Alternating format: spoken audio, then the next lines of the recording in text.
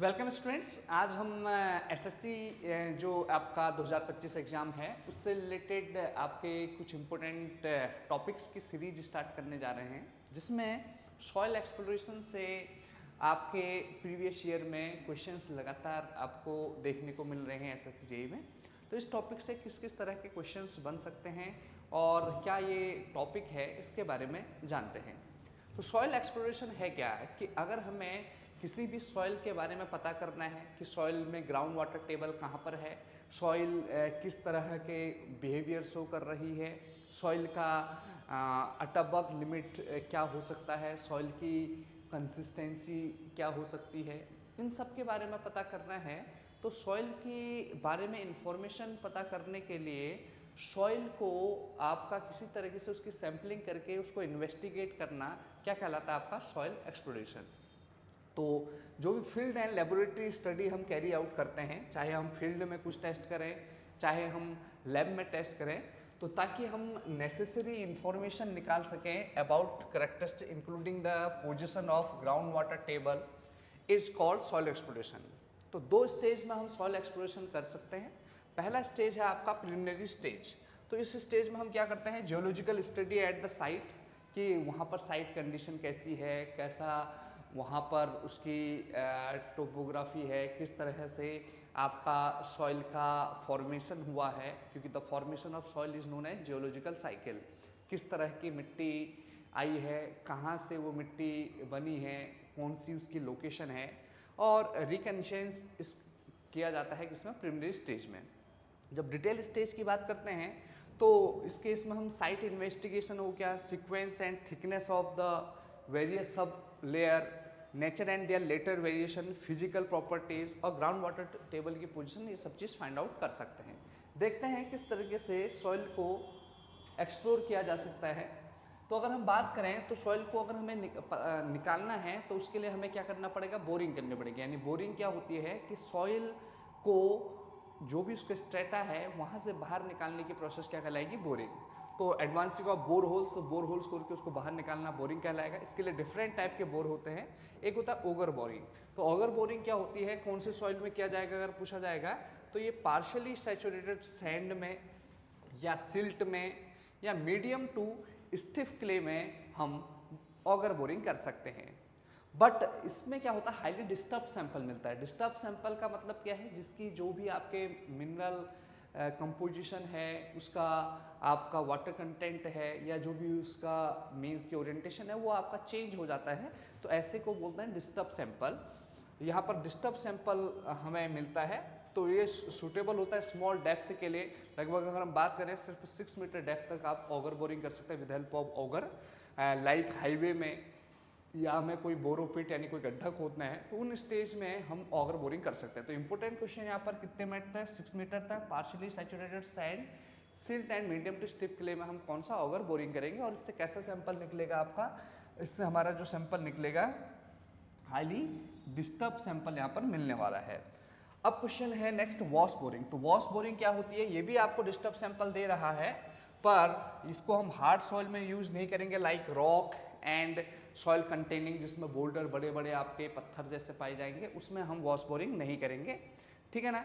तो percussion boring कहाँ करेंगे, तो इसमें क्या होता है, हैवी ड्रिलिंग जो आपकी बिट होती है ड्रॉप की जाती है और उससे फिर रेज किया जाता है, और it can be used in boulder and gravel. तो यहाँ इसे कहाँ यूज कर सकते हैं, बोल्डर एंड ग्रेवल स्टेटा में। जैसे वॉश बोरिंग को बोल्डर और ग्रेवल स्टेटा में यूज नहीं कर सकते हैं, इसको यूज किया जा सकता है। अब यहाँ पर पूछा जाएगा कि रोटरी बोरिंग सबसे लीस्ट डिस्टर्ब सैंपल कहाँ यूज होता है, तो लीस्ट डिस्टर्ब सैंपल हम रोटरी बोरिंग के द्वारा करते हैं। नेक्स्ट अब आपका आता है कि सॉइल के जो हम ये बात कर रहे हैं डिस्टर्ब्ड और अनडिस्टर्ब सैंपल, ये कौन कौन से होते हैं।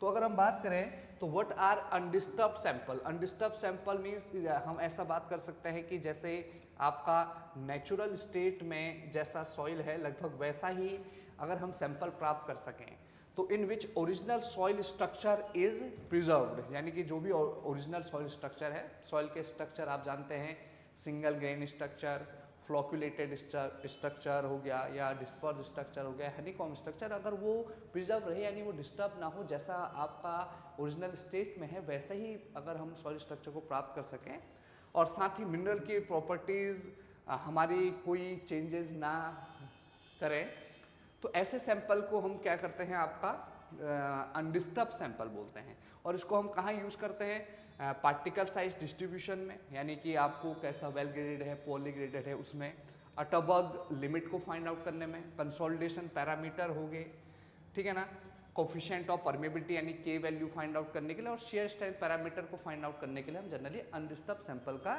यूज करते हैं।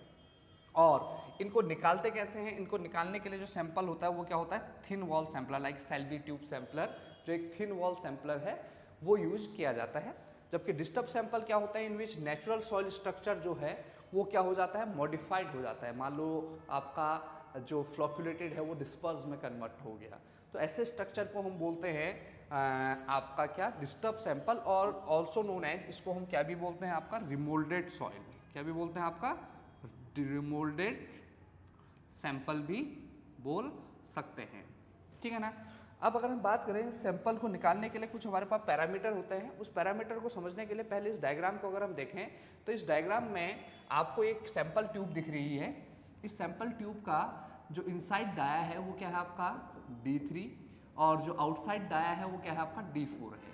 और जो ये कटिंग एज जहाँ जो ये सॉइल में पेंट्रेट होगा उसका अगर हम आउटसाइड डाया देखें तो वो D1 है, ठीक है ना, इनसाइड डाया देखें तो D1 है, और आउटसाइड डाया देखें तो वो क्या है, आपका D2 है। तो इस D1, D2, D3 और D4 के बेसिक्स पे हमारे क्या होते हैं, आपके कुछ पैरामीटर होते हैं जिससे हमें सैंपल कैसा है, अनडिस्टर्ब सैंपल है, डिस्टर्ब सैंपल है, इसके बारे में पता चलता है।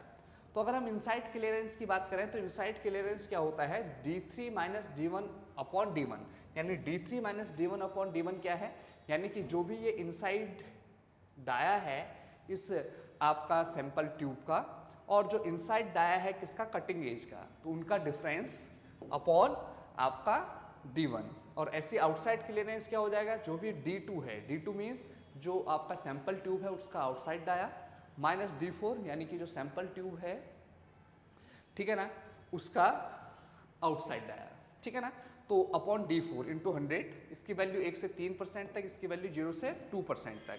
अब ये इंपॉर्टेंट हो जाता है, एरिया रेशियो क्या है, तो एरिया रेशियो होता है आपका D2 square minus D1 square upon D1 square. फिर से एक बार देखते हैं what is D2 and D1। तो D2 है आपका क्या, दैट इज जो कटिंग एज है उसका आउटसाइड डाया, और D1 क्या है आपका इनसाइड डाया, तो D2 minus D1 upon D1 का होल स्क्वायर, ठीक है ना।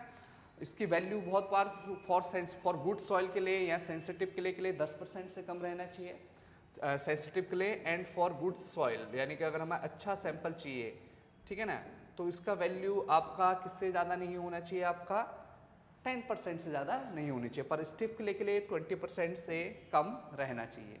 अब कुछ इंपॉर्टेंट पॉइंट हैं, जैसे टाइप्स ऑफ सैंपलर हैं, तो थिन वॉल सैंपलर अगर हम यूज करें तो इसको हम अनडिस्टर्ब सैंपल के लिए यूज करते हैं।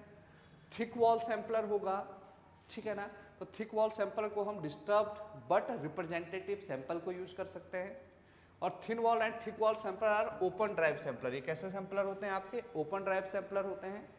और पिस्टन सैंपलर का कहाँ यूज होते हैं, in sampling the saturated sand, soft and wet soil which cannot be sampled by open drive sampler, तो वहाँ पर हम पिस्टन सैंपलर यूज करते हैं।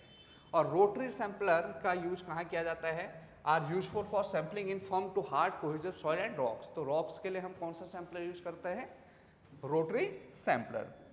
तो हो आपको इस सेशन में पता चला होगा कि सॉइल एक्सप्लोरेशन क्या है और किस तरह के क्वेश्चंस बन सकते हैं। थैंक यू स्टूडेंट्स, आगे ऐसे ही इंफॉर्मेटिव वीडियो हम आपके सामने लाते रहेंगे।